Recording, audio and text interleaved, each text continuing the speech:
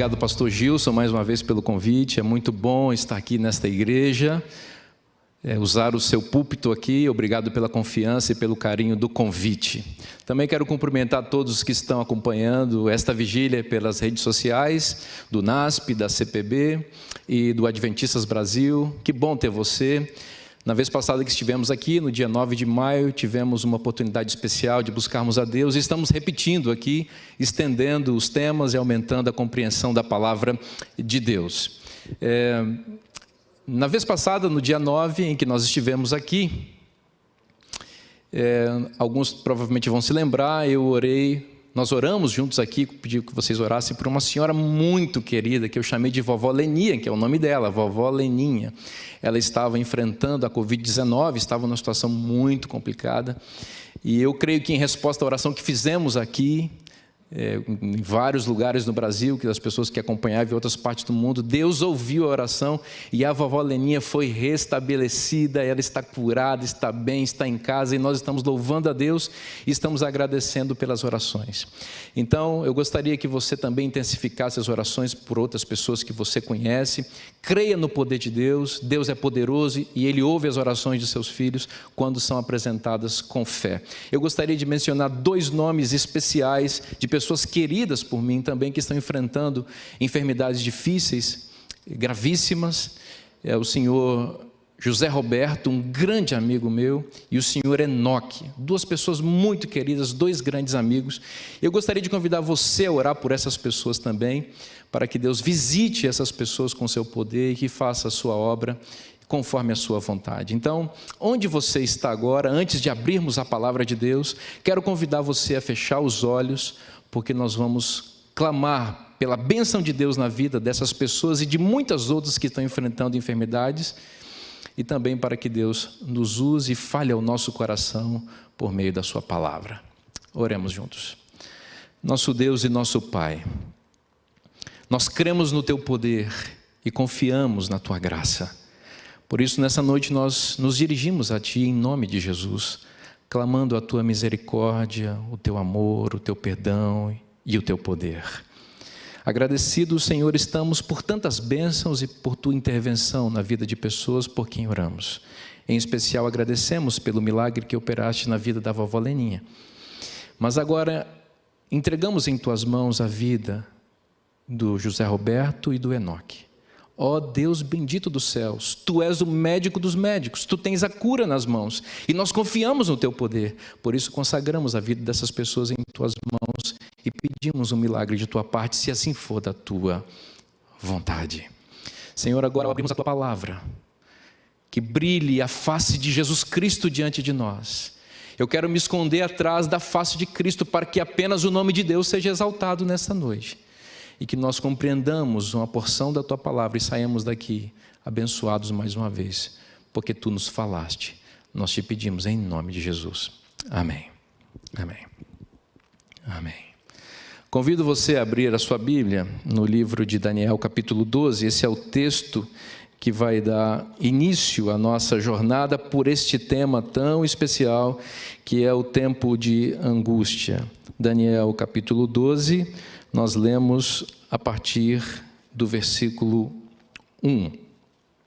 O texto diz o seguinte: nesse tempo se levantará Miguel, o grande príncipe, o defensor dos filhos do teu povo, e haverá tempo de angústia, qual nunca houve, desde que houve nação até aquele tempo.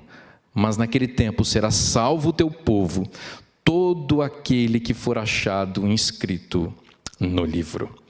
Muito bem, é aqui ou é daqui que nós extraímos essa expressão tempo de angústia, um tempo seríssimo que se abaterá sobre a humanidade, tempo em que Miguel, um símbolo, uma referência direta a Cristo, que se levanta para defender seu povo desse momento seríssimo de angústia que sobrevirá sobre a humanidade, em especial sobre o povo de Deus. Antes de entrarmos na análise do texto bíblico, eu gostaria de dar a vocês algumas informações preliminares sobre o importante tema do tempo de angústia. A primeira coisa, é preciso que nós saibamos que na literatura adventista, no espírito de profecia, nós encontramos referências ao tempo de angústia largamente. E o tempo de angústia é dividido, essa categoria chamada tempo de angústia é dividida em vários subperíodos que compõem esse quadro maior chamado tempo de angústia. O primeiro nós chamamos de tempo de angústia prévio. O que é o tempo de angústia prévio? É um período de perseguição e sofrimento pelo qual o povo de Deus vai passar antes do fechamento da porta da graça. Quando começa o tempo de angústia prévio? Começa quando sai o decreto dominical, e esse decreto, ele impõe a obrigação de toda a humanidade de guardar o domingo em oposição ao mandamento bíblico do sábado. Aqueles que forem rebeldes a esta lei humana serão perseguidos. Na intensificação dessa perseguição antes do fechamento da porta da graça, muitos serão presos por desobedecerem essa lei dominical e alguns serão mortos. Então, tempo de angústia prévio é o período que se dá entre o decreto dominical e o fechamento da porta da graça. Nesse período, repito, muita gente será perseguida, alguns serão presos e alguns serão mortos. Quando fecha a porta da graça, termina, portanto, o que se conhece como tempo de angústia prévio. E aí se inicia a segunda fase do tempo de angústia, que nós vamos chamar aqui de tempo de angústia propriamente dito. Bom, o que é o tempo de angústia propriamente dito? É o período que se estende do fechamento da porta da graça até a volta de Jesus. Nesse período, o povo de Deus será perseguido intensamente e sofrerá, além da perseguição física ou material por meio das lideranças políticas desse planeta alinhadas com o dragão e as bestas, o povo de Deus também sofrerá sob a acusação satânica que rememorará os pecados que o povo de Deus cometera antes do fechamento da porta da graça e apresentará esses pecados diante do povo de Deus como sinal de que o caso deles está dado como condenado no céu, isto é, que o povo de Deus não tem esperança de salvação e que eles devem desistir de se manterem fiéis a Deus. Esse é o tempo de angústia, que tem o tempo de angústia propriamente dito, depois do fechamento da porta da graça, tem duas características: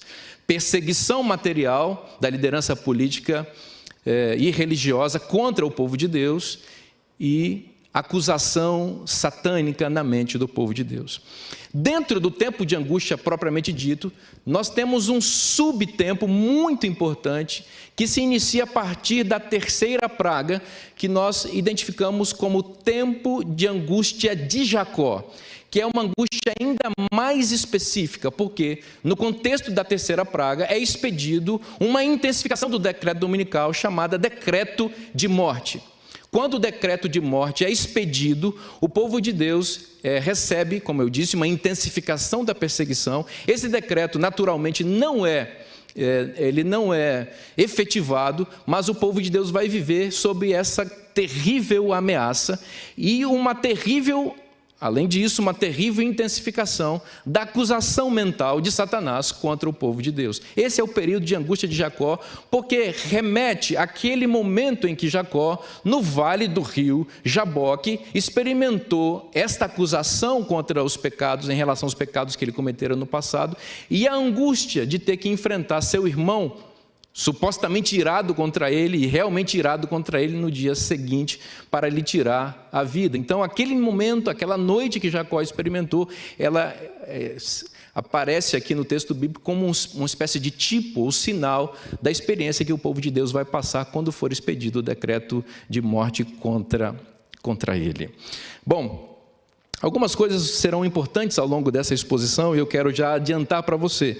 Nós vamos falar aqui sobre a preparação para o tempo de angústia, que tipo de coisas nós deveríamos estar fazendo hoje, que tipo de atitudes deveríamos tomar hoje para nos preparar para o tempo de angústia que diante de nós está. Tanto o tempo de angústia prévio, que inicia com o decreto dominical, como o tempo de angústia propriamente dito, que inicia com o fechamento da porta da graça. Por exemplo, no livro O Grande Conflito, na página 620, está escrito: no tempo de angústia, se o povo de Deus tivesse pecados não confessados que surgissem diante deles, enquanto torturados pelo temor e angústia, seriam vencidos. O desespero suprimir-lhes-ia a fé e não poderiam ter confiança para suplicar de Deus o livramento. Mas, ao mesmo tempo em que têm uma profunda intuição de sua indignidade, não possuem falta oculta para revelar.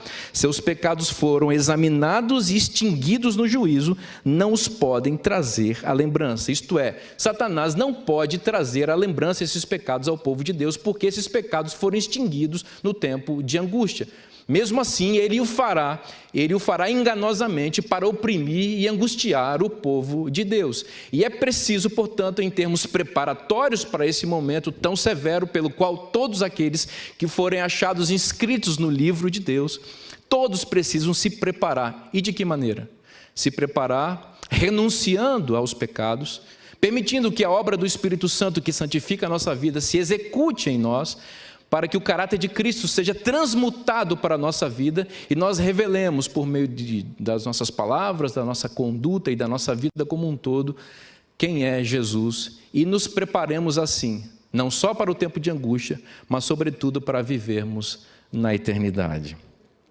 Alguns podem se perguntar qual é a necessidade de o povo de Deus experimentar um tempo de angústia, considerando que o tempo de angústia propriamente dito ocorre depois do fechamento da porta da graça. E depois do fechamento da porta da graça, naturalmente, ninguém se salva e ninguém se perde.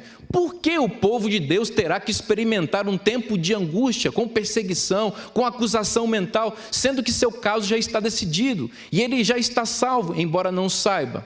Qual é a motivação do tempo de angústia e por que Deus permite? O livro O Grande Conflito lança luz sobre este ponto ao dizer na página 621: o amor de Deus para com seus filhos durante o período de sua mais intensa prova é tão forte e eterno como nos dias de sua mais radiante prosperidade. Agora preste atenção neste ponto. Mas é necessário passarem pela fornalha de fogo. Sua natureza terrena deve ser consumida para que a imagem de Cristo possa refletir-se perfeitamente. A imagem de Cristo será refletida perfeitamente no povo de Deus depois do fechamento da porta da graça, e Deus vai usar para isso o tempo de angústia e perseguição depois do fechamento da porta da graça. Então, haverá um período na face da terra, depois que nosso caso já está decidido, para que Deus aperfeiçoe nossa vida e nos torne ainda mais semelhantes a Deus. De que maneira? Aumentando nossa confiança nele, forçando cada um de nós, por meio das circunstâncias totalmente adversas, a dependermos exclusivamente de Deus e do braço ajudador do Senhor. Muito bem. Ditas essas coisas introdutoriamente, gostaria de ir para o texto bíblico e analisar com vocês uma seção das Escrituras que melhor explica o que significa o tempo de angústia.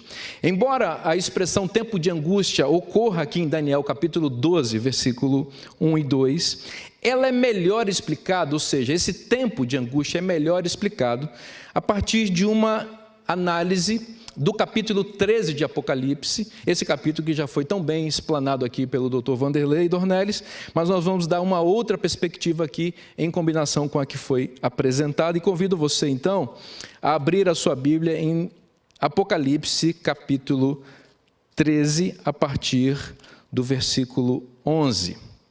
Bom, o que vamos fazer aqui?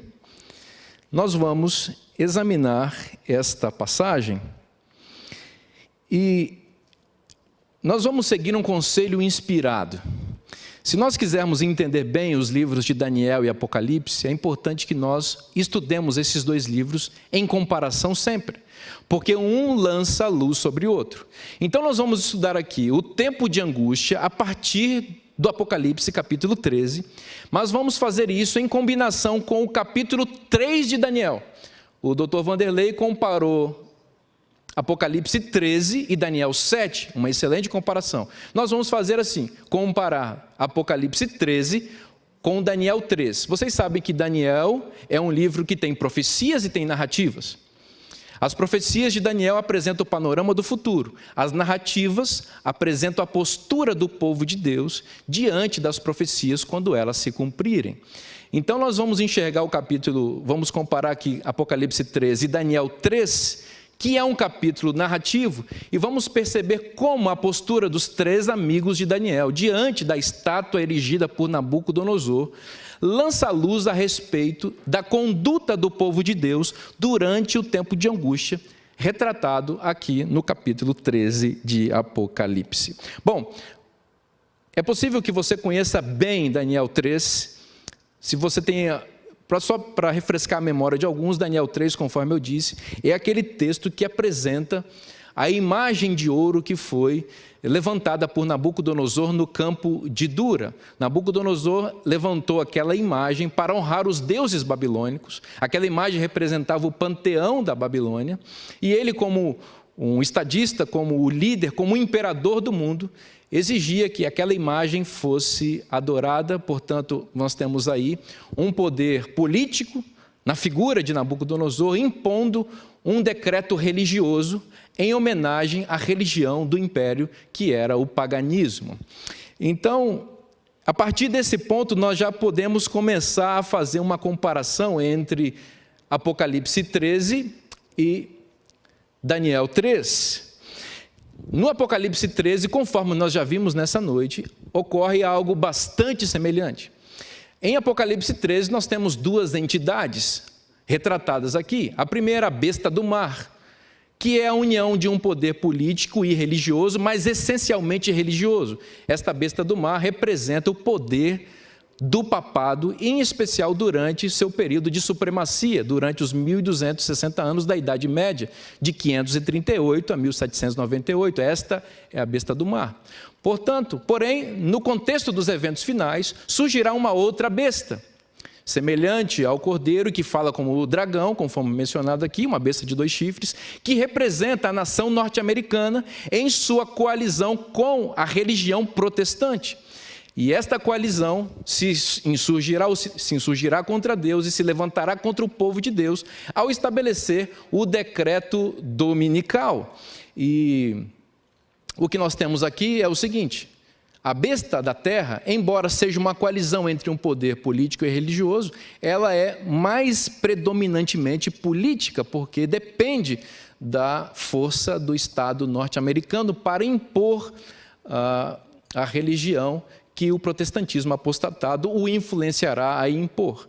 Portanto, as 2 bestas do capítulo 13, uma tem natureza originalmente religiosa, esta é a besta do mar, e outra tem originalmente natureza política, esta é a besta da terra. A besta da terra erige uma imagem à besta do mar, isto é, a besta da terra, que representa o poder norte-americano em coalizão com o protestantismo, erige uma imagem ao papado, isto é, homenageia o papado ao estabelecer um decreto que tem origem no papado.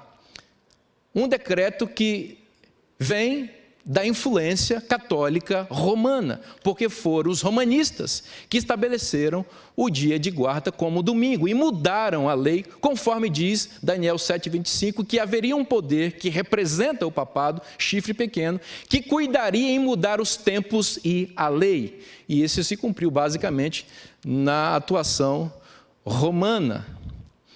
Muito bem, em Apocalipse 13, repito, um poder de natureza política homenageia um poder de natureza religiosa. Em Daniel 3, nós temos o imperador do mundo, portanto, o representante máximo do Estado, Nabucodonosor, erigindo uma imagem para homenagear os deuses da Babilônia. Portanto, o que nós temos aqui é exatamente a mesma coisa. Um poder político que impõe seu poder para forçar os cidadãos do seu império a obedecerem uma determinada religião, violentando assim a liberdade de consciência dos súditos do seu império. E aqui nós temos, portanto, o primeiro ponto de comparação entre esses dois capítulos, que considero bastante interessante. O segundo ponto de comparação entre esses dois capítulos é o fato bastante interessante, como eu já disse, de que a imagem que Nabucodonosor erigiu no campo de Dura, toda de ouro, para representar os deuses babilônicos, diante da qual os representantes de todos os países do mundo deveriam se encurvar, esta imagem tinha uma medida excêntrica. Diz o texto que ela tinha 60 côvados de altura e 6 côvados de largura.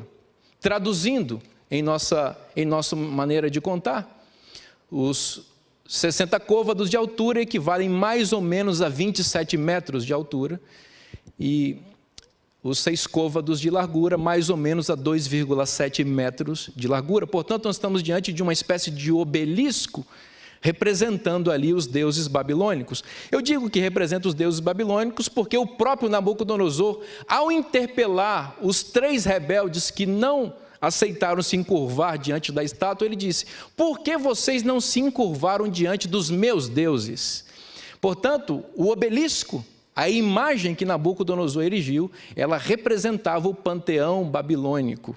E ao impor aquele decreto, Nabucodonosor exigia que todas aquelas pessoas que estavam ali, representando todos os cidadãos do império dele, estavam de acordo com a religião do Estado e assim poderiam se unificar diante da liderança que Nabucodonosor gostaria de impor sobre a humanidade. Por que isso é um ponto de comparação com o Apocalipse 13? Porque diz o Apocalipse 13, no versículo 18, que esta besta que erige uma imagem para homenagear a besta do mar, esta besta tem um número relacionado com a sua marca, e esse número é 666. E aqui há uma alusão aos 60 côvados de altura e 6 côvados de largura da imagem que Nabucodonosor erigiu no campo de Dura. Vocês sabem que os babilônios estabeleceram o método sexagesimal de contagem das coisas. 60 segundos, 360, 180, são coisas que vêm dessa maneira babilônica de contar.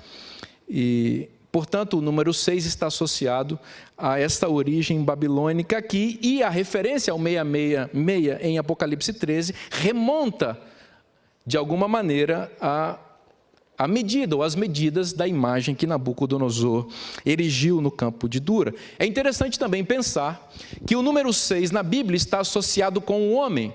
Não se esqueça que foi no 6º dia que Deus criou o homem. Portanto, uma repetição tríplice desse número parece sugerir que o homem tenta se multiplicar para se opor a Deus, simbolizado pelo número 7, o número da perfeição. É o homem tentando antagonizar com Deus, se repetindo, se confederando consigo mesmo, com seus pares, para tentar se opor a Deus. Isso se cumpre efetivamente quando uma lei dominical é estabelecida, lei dominical de origem humana e perversa, para se opor à lei de Deus, em especial o 4º mandamento, que requer a observância do sábado. Portanto, o decreto dominical, essa lei espúria que pretenderá violar a consciência de toda a humanidade, forçando os habitantes desse planeta a se submeterem a esse regulamento falso, ela é uma pretensão humana em associação com o diabo para se opor a Deus. É 666, homem, homem, homem, contra o Deus verdadeiro. E aqui nós vemos, portanto, mais um ponto de contato entre Apocalipse 13 e Daniel 3.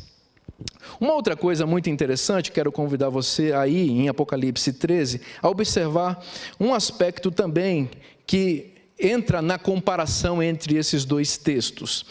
Diz o versículo 14, que a besta da terra, esta besta que pretenderá homenagear a besta do mar, símbolo do papado, seduz os que habitam sobre a terra por causa dos sinais que lhe foi dado executar diante da besta, dizendo aos que habitam sobre a terra que façam uma imagem à besta, aquela que ferida a espada sobreviveu. Observe que aqui a palavra-chave é sedução. A besta da terra, ela pretende levar a humanidade, no primeiro momento, a se encurvar diante da imagem terrível que ela levantará para homenagear a besta do mar, isto é, o decreto dominical. Ela, no primeiro momento, usará a estratégia da sedução. E por que isso é importante? Porque a besta do mar, representante, a besta da terra, representante aqui do dragão, não está interessada numa adoração integral. A besta do mar e da terra, neste caso aqui, não está interessado que as pessoas raciocinem para tomar uma decisão ao lado da verdade. A besta da terra e o dragão, eles se contentam com uma adoração parcial, que seja fruto apenas de uma sedução e de um engano. Eles não querem que as pessoas estejam integralmente pensando e raciocinando a respeito da decisão que estão tomando. Eles querem que as pessoas sejam levadas a agir por meio da sedução. Esse é um ponto de contato com Daniel capítulo 3, porque lá em Daniel 3 é dito que os arautos de Nabucodonosor orientam as pessoas que estavam ali no campo de Dura, diante da imagem da besta, que eles deveriam se prostrar quando ouvissem o som da música. Observe que isso é um detalhe muito importante.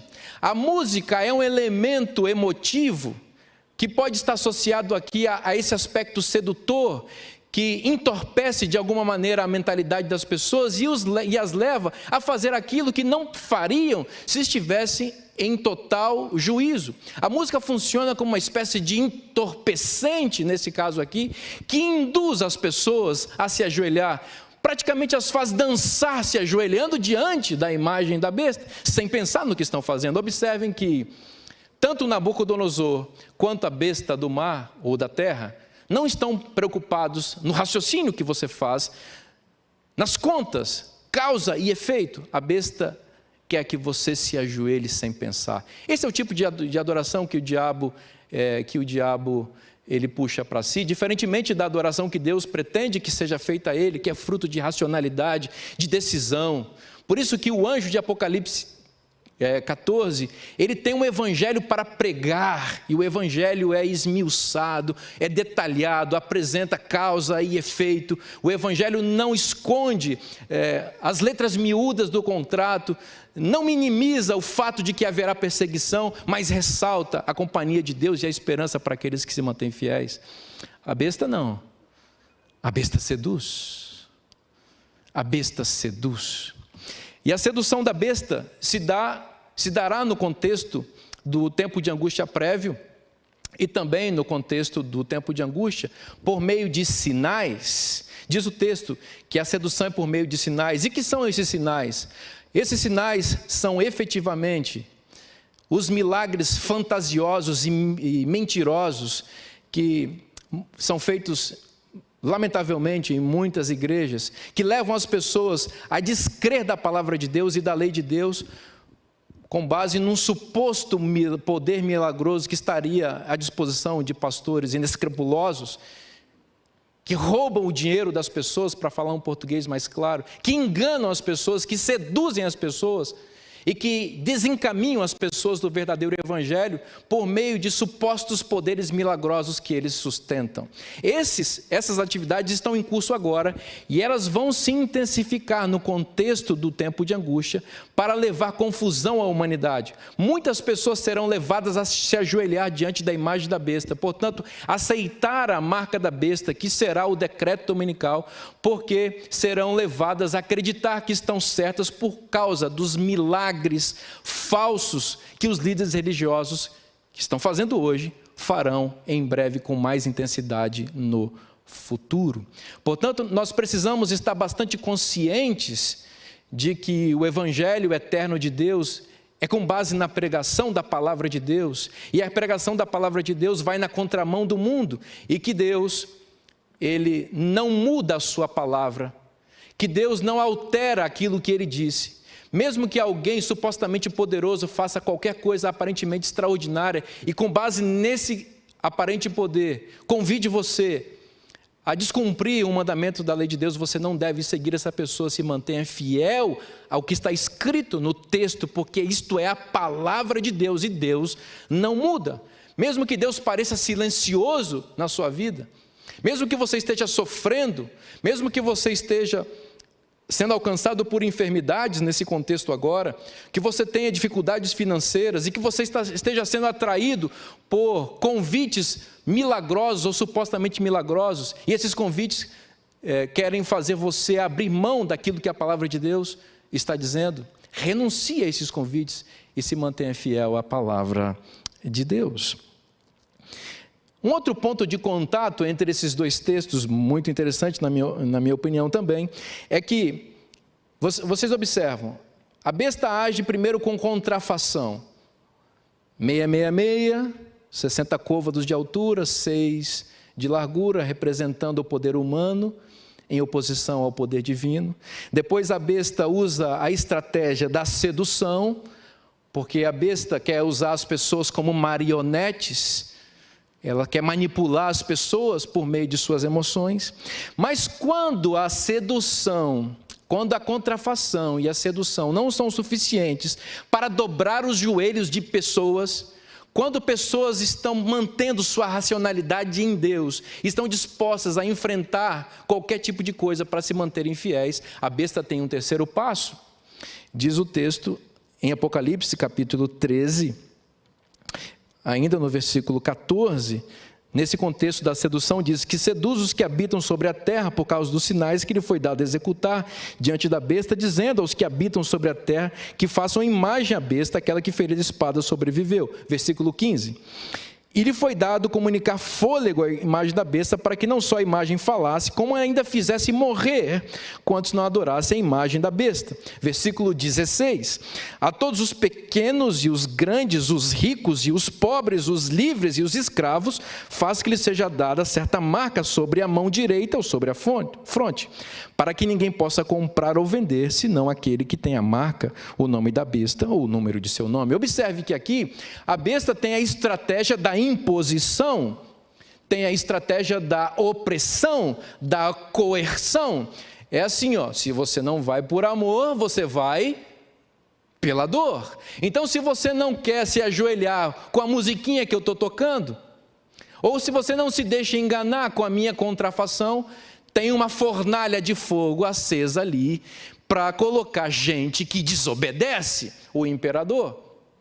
Lá em Daniel capítulo 3, essa imposição estava por meio das chamas que ardiam na fornalha, ameaçando as pessoas que porventura não desejassem se ajoelhar.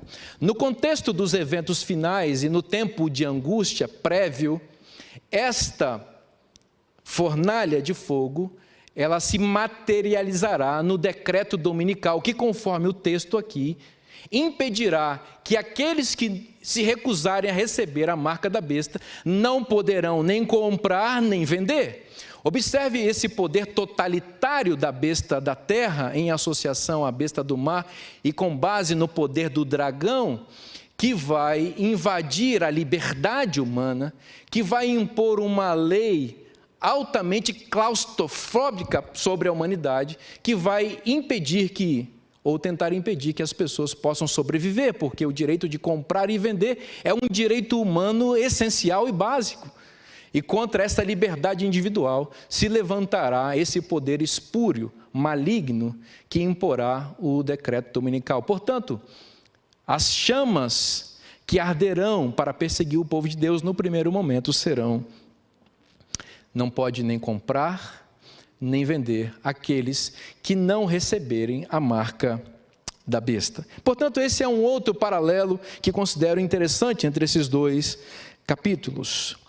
Bom, porém, se você continuar lendo o capítulo 13, nós lemos até o 17, e ele termina no versículo 18, convido você a ler comigo, você vai perceber que o capítulo 13, ele termina com uma nota meio triste aqui.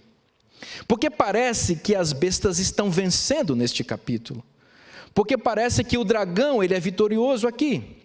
Diz o texto: aqui está a sabedoria. Aquele que tem entendimento, calcule o número da besta, pois é número de homem. Ora, esse número é 666. E assim termina o capítulo 13 de Apocalipse. Parece que termina muito mal. E aqui parece que a comparação com Daniel 3 termina. Porque o Daniel 3 termina de uma maneira apoteótica, e convido você a abrir comigo Daniel 3 para, especialmente na fase final desse capítulo, para nós observarmos como é que ele termina. Daniel 3, acompanhe comigo. Veja o que diz lá o texto. Bom, vocês sabem que Sadraque, Mesaque e Abednego, eles não aceitaram se dobrar diante da imagem da besta. Nabucodonosor ainda tentou dar a eles uma oportunidade. Olha, eu vou tocar a música de novo. E aí quando vocês ouvirem, vocês se ajoelham. E eles responderam de forma direta ao rei: fica sabendo, ó rei, que você não precisa tocar música nenhuma, porque nós não vamos ajoelhar diante da sua imagem, porque nós seremos fiéis a Deus, custe o que custar. E aqui tem uma coisa muito interessante, porque o versículo 14 do capítulo 3 de Daniel nos diz o seguinte: falou Nabucodonosor e lhes disse: é verdade, ó Sadraque, Mesaque e Abednego, que vós não servis a meus deuses, nem adorais a imagem de ouro que levantei? Ele pergunta, como eu disse, tentando dar a eles uma oportunidade. Ele diz no versículo 15: agora, pois, estáis dispostos, e quando ouvirdes o som da trombeta, do pífaro, da cítara, da harpa, do saltério, da gaita de foles, prostrai-vos e adorai a imagem que fiz. Porém, se não fizerdes, porém, se não adorardes, sereis no mesmo instante lançados na fornalha de fogo ardente. E quem é o Deus que vos poderá livrar das minhas mãos? Observe que a religião do campo de Dura, a religião de Babilônia, é a religião que só pensa no presente. A religião de Babilônia tem os pés plantados na terra e os olhos na terra. A religião de Babilônia pensa só nos prazeres momentâneos e circunstanciais do pecado. A religião de Babilônia não olha para frente, não olha para o futuro. No entanto, observem a resposta contundente que os três amigos de Daniel dão a Nabucodonosor diante dessa proposta indecente que ele faz para eles. O versículo 16 dá o tom da resposta. Responderam Sadraque, Mesaque e Abednego ao rei: ó Nabucodonosor, quanto a isto não necessitamos te responder. Se o nosso Deus, a quem servirmos, quer livrar-nos, Ele nos livrará da fornalha de fogo ardente das tuas mãos, ó rei.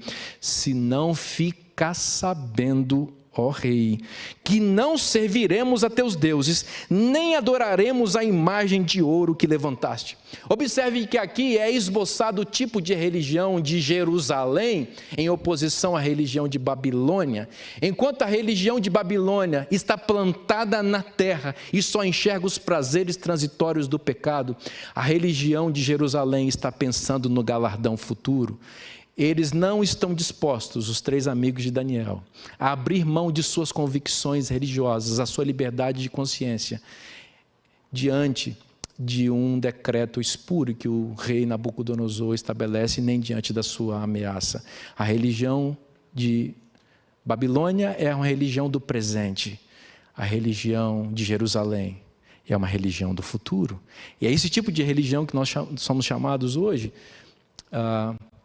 a manifestar e a seguir. Esta é a religião do povo de Deus que se manterá com o nome escrito no livro da vida e do Cordeiro. Esta é a religião dos 144.000 que passará incólume pelo terrível tempo de angústia caracterizado por perseguição e por angústia mental. É uma religião que se pauta nas promessas de Deus e que confia de que Deus livrará o seu povo, e que se ele porventura circunstancialmente não livrar agora, o galardão está garantido para aqueles que são fiéis.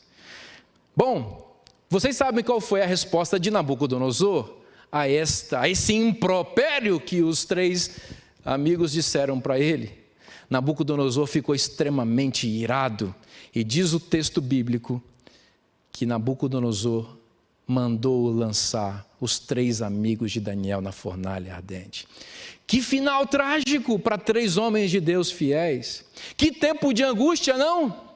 Imagine você ser lançado dentro de uma fornalha ardente, sem preparativos para isso. A fornalha estava tão quente que diz o texto que os mais fortes de Nabucodonosor morreram só de se aproximar da fornalha. Os 3 amigos foram jogados de cima para baixo naquela fornalha. E o rei esperava o espetáculo das chamas consumirem o corpo daqueles infiéis ao seu mandado.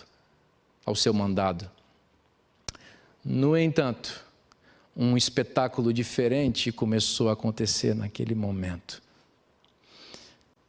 O povo se voltou para a fornalha para sentir o cheiro da carne queimada, para ver o fogo consumir os 3 hebreus. E o que eles viram? Bom, o que eles viram está no versículo 24.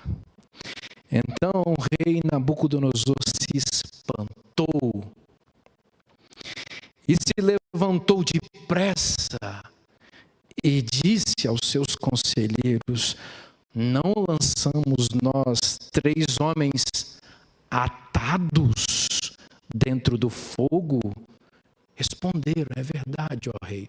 Preste atenção aqui.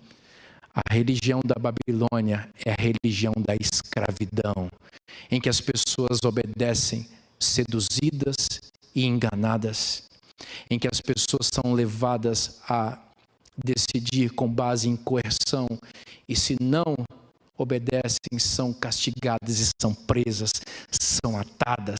Essa é a religião da Babilônia, a religião das marionetes nas mãos das bestas e do dragão. Atados, nós lançamos os homens ali, porque é assim que os Nabucodonosores da vida fazem com aqueles que ousam a não se submeter aos seus ditames. Porém, o versículo 25 diz o seguinte: tornou ele e disse: eu, porém, vejo 4 homens soltos. Isso aqui é um espetáculo? Os 3 amigos de Daniel foram lançados presos na fornalha, para serem queimados vivos. Mas quando Nabucodonosor olhou para a fornalha, eles estavam soltos, porque a religião de Jerusalém celestial é a religião da liberdade. Porque aquele que está em Cristo é nova criatura e é livre. A lei de Deus é a lei da liberdade, diz o apóstolo Tiago. Deus não impõe, Deus não oprime, Deus não engana, Deus não seduz, Deus não coage. Deus chama, Deus convida, Deus apela, Deus expõe, Deus argumenta. E é por isso que aqueles que seguem a Deus são livres. É por isso que mesmo na fornalha de fogo ardente, os 3 homens que foram lançados presos, eles estavam livres. É esse tipo de experiência que o povo de Deus terá no contexto do tempo de angústia. O mundo achará que estará livre, aceitando a marca da besta e aceitando o decreto dominical. Acharão que isso é liberdade porque poderão comprar e vender, e imaginarão que o povo de Deus é um povo escravizado, retrógrado, um povo que não tem pensamento, não tem discernimento. O povo de Deus será considerado um lixo, um pária na sociedade. Porém, o povo de Deus é verdadeiramente livre, porque o povo de Deus escolhe ser fiel a Deus, consciente das consequências, diferentemente daqueles que seguem as bestas, que seguem porque têm medo, porque permitem que as bestas violem a sua consciência. Esses são escravos. Livres são os perseguidos fogo de Deus, porque na fornalha eles estão soltos. Observe que o texto não para por aí. O texto diz que os 4 homens estavam soltos. E Nabucodonosor diz que andam passeando dentro do fogo, sem nenhum dano, e o aspecto do quarto é semelhante a um filho dos deuses. Não lançamos 3? Por que tem 4? E por que estão soltos se lançamos atados? E quem é esse quarto que está ali? O quarto é o Filho de Deus, o Cristo pré-encarnado que apareceu para livrar o seu povo. É Miguel que se levantou para defender o seu povo no tempo de angústia. Mas eu disse a vocês, nós estamos aqui fazendo uma comparação de Daniel 3 e Apocalipse 13. Apocalipse 13, porém, termina aparentemente com as bestas vencendo, com o negócio de 666, decreto de dominical, marca da besta. E parece que o triunfo é dos inimigos de Deus. Porém, conforme já foi dito aqui muito bem, a Bíblia não foi escrita com os capítulos que estão aí. Portanto, o capítulo 13 não termina no versículo 18, ele avança para o capítulo 14 de Apocalipse. E eu quero convidar você a ler o capítulo 14, versículo 1 de Apocalipse, porque você vai saber qual é o desfecho do capítulo 13 no capítulo 14, versículo 1. Veja o que está escrito lá. No capítulo 13, repito a vocês, o contexto é muito semelhante a Daniel 3. O povo de Deus está perseguido, está oprimido, dentro de um tempo de angústia, que significa perseguição física e material e acusação satânica. O povo de Deus parece que está perdendo, parece que não tem solução para eles. Mas diz o capítulo 14, versículo 1, diante dessa terrível prova que o povo de Deus experimenta: olhei, e eis o Cordeiro em pé sobre o monte Sião, e com ele 144.000, tendo na fronte escrito seu nome e o nome de seu Pai. Observe que aqui os textos se encontram e se casam. Nabucodonosor jogou 3 dentro da fornalha atados, e achou que a fornalha ia consumir, ia tirar a vida desses 3. Portanto, quando ele olha, ele não vê 3, ele vê 4. No meio dos 3 estavam um semelhante aos filhos dos deuses. Miguel, que se levanta para defender o seu povo, se levantou na fornalha. E é interessante que o capítulo 13 também apresenta o povo de Deus na fornalha do decreto que impede a compra e a venda, que ameaça a vida.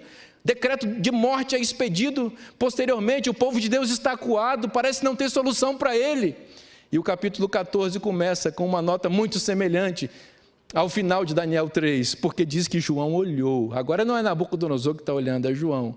Ele olhou e ele viu o Cordeiro em pé sobre o monte Sião, e com ele os 144.000.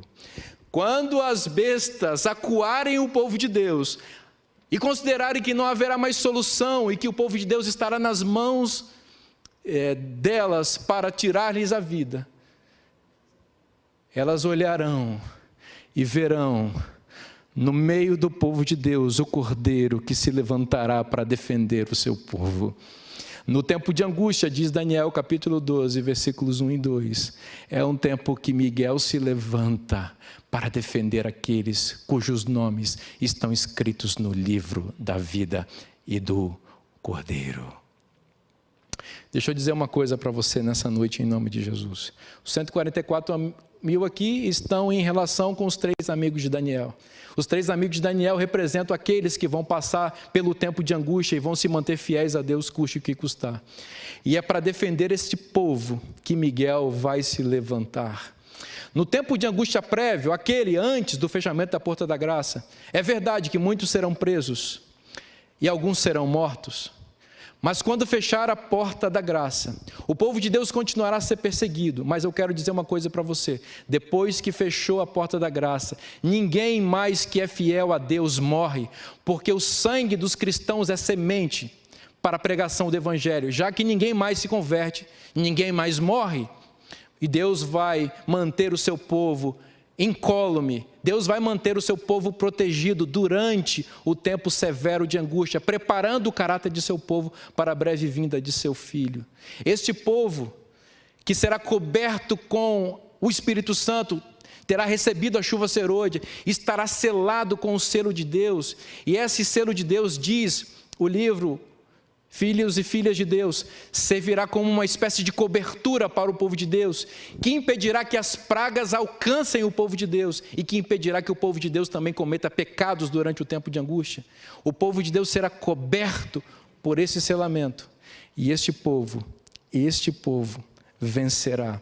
Diz o capítulo 14, versículo 4, são estes os que não se macularam com mulheres representando ideias religiosas erradas, porque são castos. São eles os seguidores do Cordeiro por onde quer que vá.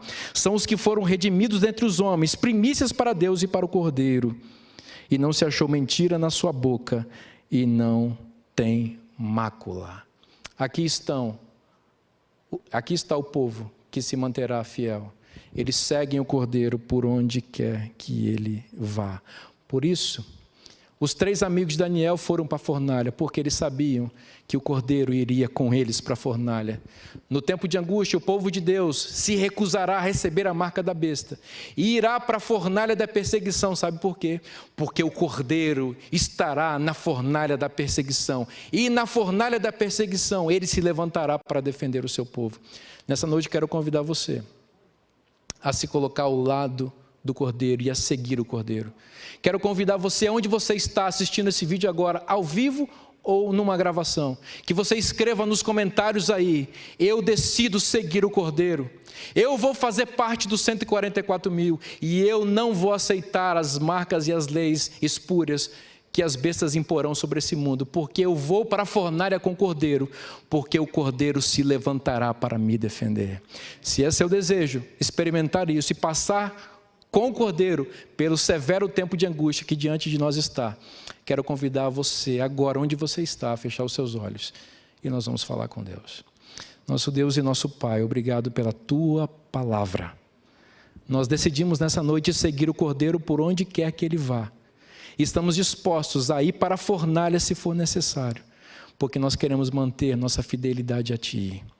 Ó Deus, nos batiza com o Espírito Santo, nos dá o selo de Deus e nos livra da marca da besta e do tempo em que nós estamos vivendo e do tempo que diante de nós está.